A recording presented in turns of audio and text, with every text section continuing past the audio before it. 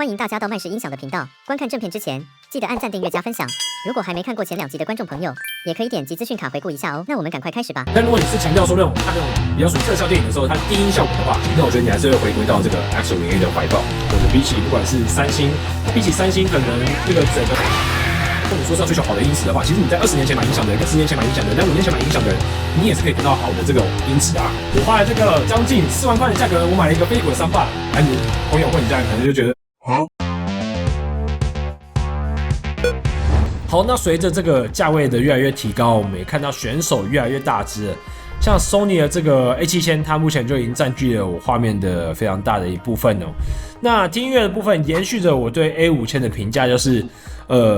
它的人声厚度有，细节有，但是你说它是最好的那一群吗？不是。但是你说它是差的那一群吗？也不是。所以呢，就是大家在买桑巴之前，如果没什么想法，我都建议客人说，要不然你就听听 Sony 吧，因为它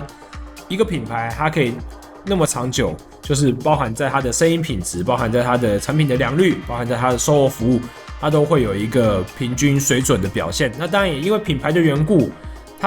你不能期望说它有就是。CP 值什么超水准的那种爆高的表现，但同时品牌给你的保障就是它不会有那种下三滥很低级的失误发生哦。那回到看电影的部分，基本上它是 A5000 的进阶版，就是说如果 A5000 会让你融入在电影场景里面，然后那种氛围感制造出来啊，空间感的大小啊 ，A7000 会比 A5000 更大。简单来讲就是说 A5000 看的时候，你可能觉得我在这个小巨蛋大小的这个电影场景里面。但是你有 A7000 的时候，你会觉得哇，这个场景跟大巨蛋一样。那个场景，战争场景给你的那种空气感，给你的那种人物讲话的压迫感，然后一些枪声的那种在空气中回荡的感觉 ，A7000 是做得更好。但同时，它的天空声道就是不是属于很明显的那种，但是它的左右侧环绕的左右那种环绕的立体感，因为长度变长了。所以它的环绕感变好，但天空声道依然我觉得算是比较普通的这样，所以比较推荐就是如果你是喜欢看文艺类型的音乐类型的，或者是说你本身对那种Sony它这个调音很喜欢的人，那你就可以购买这支 Soundbar。那我试的时候其实我也没有开所谓的 Sony S Center 功能，所以如果你是用其他品牌的电视，你喜欢 Sony 他们家的声音，那你依然可以去做购买，是可以不用迟疑的这样子。好，那我们就进入到下一个选手。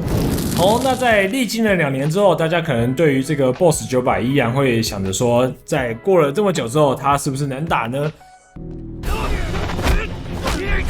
首先在听音乐方面，我觉得它的乐器的细节 OK， 但人声的厚实度在现在这个桑巴那么竞争的状态下，我觉得它人声的厚实度就不是属于那种第一梯队的这样子，但是听音乐来讲依然是非常的 OK 哦，单支型的桑巴。那环绕的部分，看电影的话，我觉得它环绕效果其实是有的，就是它的那种虽然它的3把看起来不长，然后也没有做的特别深，但是它的那种左右侧环绕的感觉啊，我觉得是会让你觉得明显的。就你用一些电影场景的，假如说那种下雨声啊，或者那种左右的移动的感觉 ，Boss 900是很好的。但是它同时呢，它的缺点，我觉得它的天空声道不是那么的明显，而且它在这个价位带的桑巴里面，它的天空声道是比较弱的，所以我觉得又在这个价位带，因为它的价格其实是39900吧，但这个价位带的话，很多消费者是很 care 这个天空声道表现，那偏偏这个又是最弱的，所以就会变成有一点比较尴尬的存在。那另外它本身单独的重低音来讲的话，桑巴本体的重低音就是我觉得有亮感，但是低沉度不够。在2年前的刚发布的时候，也许那时候它低音会是很强的，但是在如今我觉得在那么多强敌环视的状态下，它的低音只会让你觉得说就是 OK。 那它特别一提就是说它本身的我觉得它比较大的优点是在于说它搭配了这个 Boss 他们家独特的这个700型的Bass Module 这个重低音之后，它的重低音表现就会从普通，然后变成一个哇非常狂野猛爆的猛兽，就是那个它的重低音单独一颗的重低音喇叭，那个效果真的是非常的狂野。就是你喜欢听一些电子音乐的，或者是你喜欢看一些那种战争片的，它非常的过瘾。但是呢，同时呢，它的重低音也有一个缺点，就是很贵，因为它一个重低音呢要29900吧，大概是定价，它有时候会有一些组合优惠的活动，那买起来在旗舰Samba里面，当然你说有时候活动这样买一买可能也还 OK， 但是另外要吐槽一点就是说，BOSS 他们家的一个算是我觉得相容性，有时候你不能说它东西差，因为你只要在网络上去打 BOSS， 然后去打一些假如说小问题、小 bug， 你就看到很多人他常电视跟 BOSS 接了久了之后，会有一些假如说声音没办法控制啊，音量没办法控制啊，或者要拔电啊，重插电才正常这样。那我常常讲就是说，其实消费者他没办法判断说东西到底是硬体有问题，还是软体有问题，还是韧体有问题。那消费者其实就是只会觉得说，我花了那么多钱，我买了一个产品，我只想好好去用它。但偏偏呢 ，BOSS 他们家是没有到府服务的，所以你出了任何的问题，你要把他们家东西包一包，要寄到他们台北的办事处去。然后呢，更可怕的是说 ，BOSS 他们家的保固的维修整个的流程呢，基本上是属于一个，就是它的价格卖的是一个奢华品牌，但是它整个的那种保固给人的感觉呢，是一个三流品牌。就是也许很多人说你讲话好像有点不客气这样，但我必须坦白的说，就是以他们家的那种保固的一种跟它的价格比对起来，我觉得就是很奇怪的一个思维。我觉得今天如果 BOSS 的产品，它坦白讲，它在加价，你 BOSS 900，我就原本卖4万嘛，将近4万，我卖5万，然后我的保固整个提升，然后专人到府服务，然后来回收送件，然后就是都有进度，都有专人跟你报告。我觉得其实很多消费者是愿意的，因为我今天都花了那么多钱，我买 BOSS 了，对不对？因为 BOSS 甚至还有做到了很贵的20万，将近20万的环绕剧院组了。我觉得很多客人他不是缺那个1万2万的，他就是想要说，我今天我要用东西的时候，我有遇到问题的时候，有没有人可以帮我服务好这样子？所以我本身觉得说，其实 BOSS 他们家的一个产品啊，其实最大的问题不是在于说他们的东西不好，或它环绕什么效果不好，不是说听音乐效果不好，不是，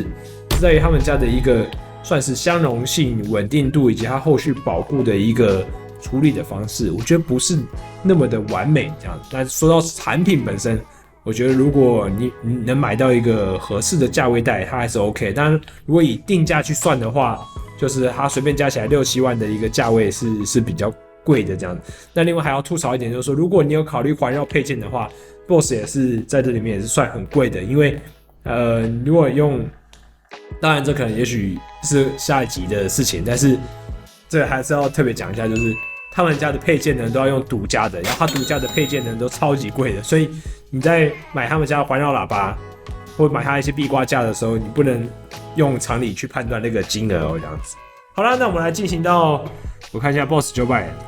讲完了之后，我们应该剩最后2个选手，我们来赶快进行一下吧。好，接着是我们倒数第2位的选手，这个 B&O 的 Stage。那说到 B&O， 可能很多人都会觉得说，第一个就是它的外观嘛。那的确，Stage 它整个的机身的外观设计啊，在Samba里面算是一个非常独特的存在哦，因为它整个的外观，然后它的边框的金属的质感，我觉得做的都算好的，而且它是少数里面有特殊色可以选的。当然，你要选特殊色，你要加钱。假如说它有所谓的香槟金，那在以前还有出过古铜的这种金色，甚至它更高阶有所谓这个烟熏木的一个颜色，就是在这个Samba都做的黑乌漆嘛黑丑丑的世界里面，B&O Stage 算是真的是独树一格的。那另外特别讲一下，如果你现在Samba想要采用壁挂的形式的话，像一般的Samba壁挂会有一个问题，就是说它挂起来会非常的凸，因为你电视是几乎贴平于墙面的嘛，但一般的Samba都起码10几公分起跳。那这个时候你去壁挂的时候，其实就算你挂得再怎么贴，看起来还是凸凸的不好看。但是 Stage 的话，它本身有平放跟这个壁挂模式，其实就是你可以平放跟竖着去做壁挂。那它竖着去做壁挂的时候，其实跟整个电视的墙面看起来是更贴合的。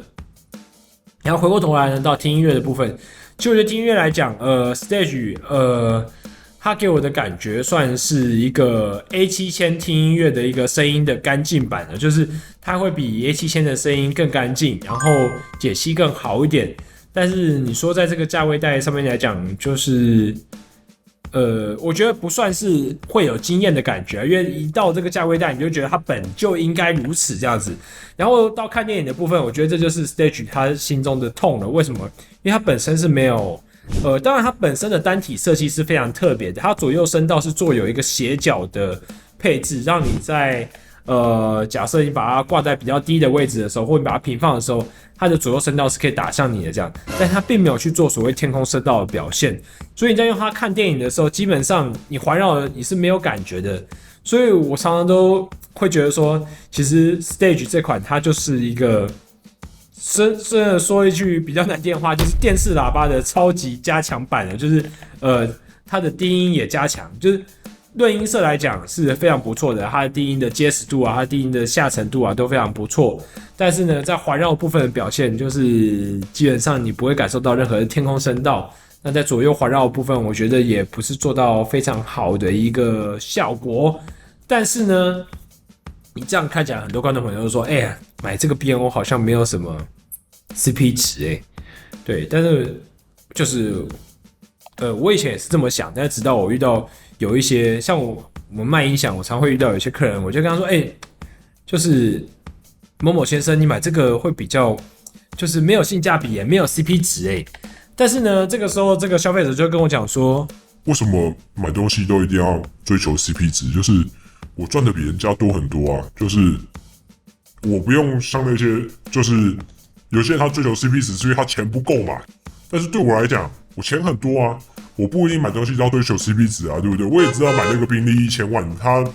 开不会比那个 Toyota 比较快到台北这样子，但是他开起来比较舒服啊，对不对？然后他开出去，人家觉得很厉害啊，那这样就足够了，这样子。就是有时候我的想法就，听到这种客人讲话之后，我才发现，好像有钱人的世界跟我们想的，或者是有些人的世界跟我们并不是一样的，这样子，就是常常买东西就会要追求 CP 值啊，音效1分钱1分货啊，这个买这个就是好像你说好看也没有好看到多少。然后，但是呢，这个音效又比起这个钱来讲，好像不值得这样子。但是对某些人来讲，就是他喜欢，然后这个外观合眼缘，然后好使用、稳定，那品牌有一个知名度，觉得这也就 OK 了这样子。所以就是这一支其实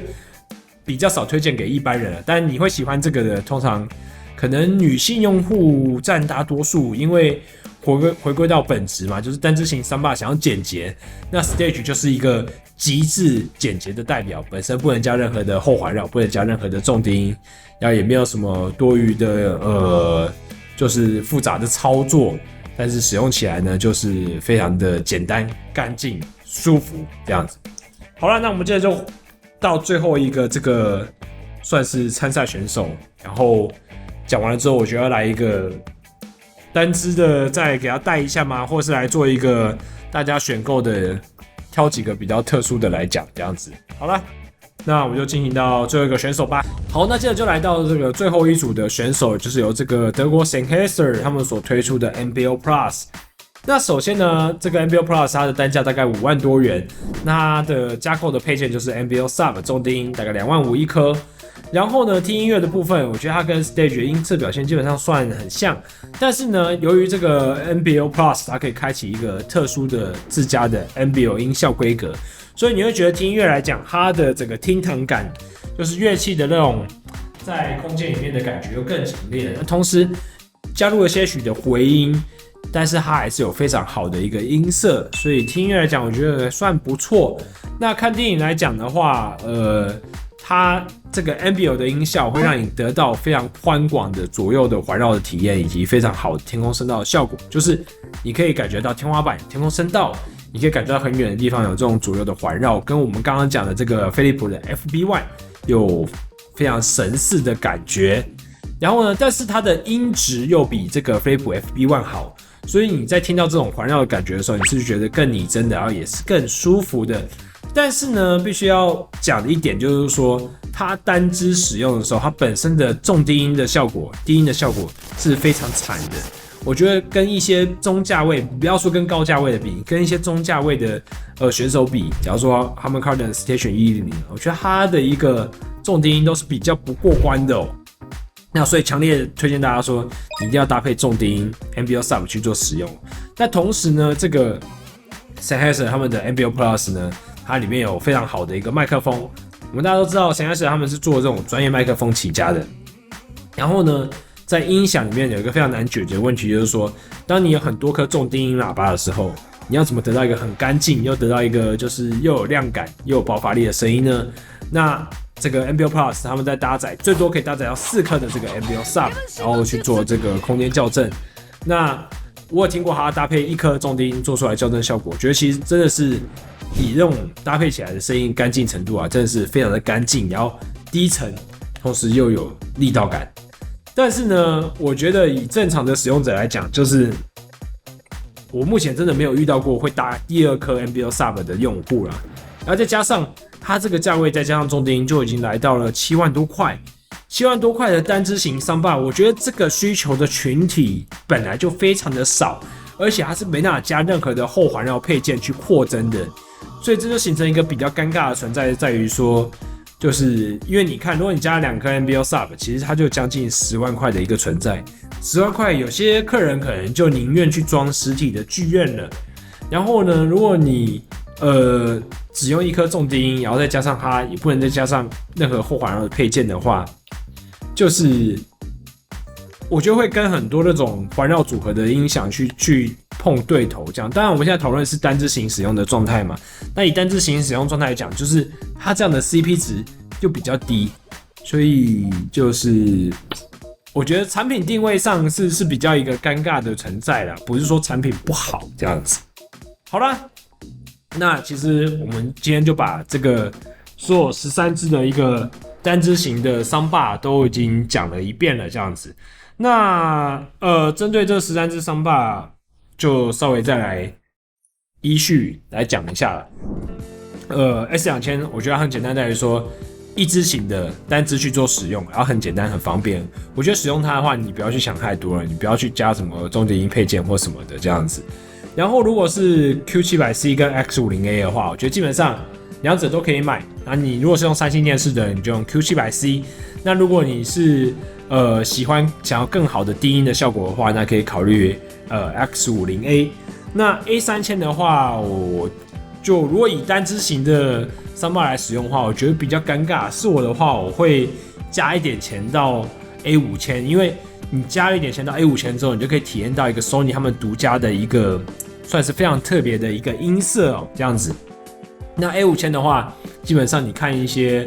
听音乐也还 OK， 然后你看一些那种文艺型的音乐型的电影也不错，然后你看战争片的话，其实也还 OK， 就是没有到非常好的一个天空声道的环绕的效果，但是你会得到一个非常特殊的音色。那 Harman Kardon 1100的话，那个 Station 110，我建议大家说，你可以单独使用，也可以搭配超低音，因为它的超低音其实并不贵，坦白说并不贵。当然，因为它本身的重低音就超强的了，所以你加上超低音之后，你会觉得说，那个加成的效果其实就没有到那么惊艳，但是也还算 OK。加上它的外观很漂亮，然后整体的音色来讲比较平衡，所以你看电影听音乐，我觉得都还 OK。只是说他在看一些那种比较物件移动的场景，物件比较多的那种特效场景，稍微没有那么符合就是高水准的期待，但简单来讲还是一个很 OK 的产品哦。那 LG 的 XC9S 的话，我觉得这个就是属于因为它的重低音，它的东西做的体积都不大，所以如果你空间不大，想要简洁，然后你又是看电影比较多的人，你可以用它，因为它的天空声道效果也是非常的不错。那如果你是听音乐为主的用户，可能就比较不会太喜欢它的音色表现。然后接着是，如果你又想要壁挂，然后你又是用 LG 家的 OLED 电视的话，那你想要简洁，就是 SC9S 也是很好的选择。然后接着到飞利浦的 FB1， 就是非常令人感到神奇的一支 Soundbar， 就是如果你爱看电影的，就是比较没有那种品牌迷思的，像我现在就觉得说飞利浦就是感觉好像是 Asa Blue 的品牌这样子，但是如果你比较没有品牌迷思，然后你没有特别偏好哪个品牌的话，你又爱看电影，那就是我觉得要试听一下这个飞利浦的 FB1。但如果你爱听音乐的人，也许你可能就要跳过它这样子。那接着 B&W 的 Panorama 第3代，我觉得这个不多说，就是如果你爱听音乐的人就选它，但如果你是爱看电影的人，可能你不会太喜欢它的声音。就是如果你是看一些我觉得要看人但简单来讲就是你要感受一下它的那个非常冷静的一个看电影的声音这样子。好，那接着到 Sony 的 A7000， 就是 A7000嘛，一样就是选。如果你不知道要买什么，你就听一下 A7000嘛。那如果你很喜欢 Sony 他们家的音色，你很喜欢它的那个特别有氛围感的声音，那你又有到预算，你可以买 A7000 单支型的。那你配到 A7000，也许你可以配一个重低音，也许可以不配。我觉得配一个 SW3 那个差别还是差蛮多的这样子。那 Boss 的话 ，Boss 900的话，我觉得它就是一个你不加配件的话，其实你听起来会觉得比较普通一点。但你加它那个 Boss 的独家的那个700型重低音的话，它的低音表现就会往3级跳这样。但是简单来讲，听音乐还 OK， 然后看电影的话，低音的效果不错，但它的天空声道真的是非常的疲弱，就是甚至会让你觉得说它有天空声道嘛。但是它的体积也是体积不大，然后外观算美的吧，就是以外观来讲算不错。但是呢，同时它的保固跟一些产品的稳定度，我觉得没有到那么的好，所以就是买的人买之前一定要想得非常清楚这样子。那 B&O 的 Stage 呢，就是如果你钱很多，然后想要很简洁，就是环绕的声音表现不是很 care， 然后平常听听音乐、追剧，然后就不知道就是如果是我的话，我根本不会推荐这支产品。但是有的人他就觉得说钱无所谓的话，那你可以买这一款产品。那 Sennheiser 的 NBL 的话，我觉得就是说，一样，就是如果你预算是很充足的客人，然后你的环境就是很可惜的，他没办法摆后环绕，那你也听音乐，然后你也看电影，然后看电影想获得像那种飞捕 FB1 它的一个环绕的，就是单支型，但是有很宽的左右声道，很高的那种天空音场，那你就可以买这支这个 NBL 的 Plus。好了，那简单讲，这就是一个单支型的Soundbar，这个入门的1万多块到将近6、7万块的产品一个点评的，就是接下来就只剩一个算是全年度的一个旗舰环绕产品的，其实我觉得也不算旗舰啦，也许我们把一些中价位拿进来讲，给大家做一个算是整合的评比这样子。那其实做这个是陆续录下来啊，就大家也学问说，最近怎么好像影片发的比较少？其实是因为平常我们事情还蛮多的，那也加上的确录影片之后，很多观众朋友支持来看的人也越来越多。但坦白说，像我们的介绍啊，一个客人大概平均都要耗费30分钟到1个小时吧。我觉得这个跟外面的一般，如果你去灿坤或去全国电子，就是还蛮不一样的。为什么？因为像我自己来讲啊，我必须坦白说，我不是一个合格的销售者，就是我在卖东西的时候，我都是跟大家用聊天的，就是很多客人常常问我一些事情啊，我就会很热情的分享啊。假如说问商霸啊、问电视啊，我都会举一些我看过的画面啊，我用我一些我听过的音乐啊来做分享。但是这也导致了说，你一个客人上面来讲，光介绍你耗费了一个半，然后耗费了2个小时，然后就是这样时间成本跟那个。就大家可能会觉得说啊，卖电视很贵啊，然后赚很多钱，这个电视很贵啊，商办很贵，赚很多钱。但我跟大家讲，其实没有因为这种家电产品，它其实它的毛利率是不高的，因为现在网络也很发达嘛，其实大家都可以上网去做比价动作。那当然，其实我也不希望，就是为什么说我是一个不合格的销售者呢？就是我每次卖东西，然后有时候我都尽量想说啊，这个。要是能够给消费者最便宜的价格就好了，要是让他今天都可以很开心的买到他想要的东西，然后他现场的东西都可以试一遍，然后又可以买得很便宜，那这样就好了这样。但是坦白说，以一个生意经营的角度来看呢，这个是完全是一个不合格，是一个失败者的思想这样子。但我觉得有时候不知道，就是有时候我们会这样，我们知道怎么样做对生意上是对的，但是在情感上。我们又希望去做完全是相反的另外一个方向，就是我本身是很喜欢音响，很喜欢音乐，我很喜欢电影，对，就比起卖东西来讲，我更喜欢，也许我更喜欢的是跟大家分享这些关于音乐的感受啊，关于电影的感受啊，关于音响的知识啊，或是一些这种玩的心得啊，这样子，就是卖东西对我来讲反而好像只是一个就是附带的这样子。但anyway， 就是大家如果有来到我们的店的话，然后记得给我们按赞、订阅、分享，然后如果觉得我们服务还不错的话，也记得给我们一个 Google 5颗星的好评。我是 Alan， 那请大家就是记得按赞、订阅、分享，关注我们下一集这个最终的桑巴大比拼。那我们下集见喽，拜拜。